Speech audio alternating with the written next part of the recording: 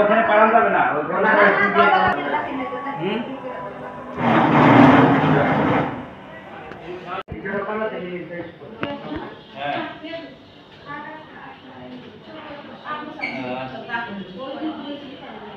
মোহাম্মদ জিল্লুর রহমান। এই ঘটনা যে হয়েছে ইঞ্জুরি হচ্ছে আজাদ, আমারই আপন চাচতো ভাই, আমার ছোট ভাই। পাশের বাড়ি আমার। রাত 3টার সময় চিকরি হচ্ছে, চিল্লাচিল্লি চিকার পারছে। তখন আমি ঘুমের তুইটা আমার বাড়ির তালা খুইলে আমি বাইরের পর আর কোনো সারা শব্দ পাই না। আমার পাশে হলো মেন রোড, আমি বলছি তো রোডে কোনো অ্যাক্সিডেন্ট হয়েছে। আমার সামন্দা 3টা লোক যায়।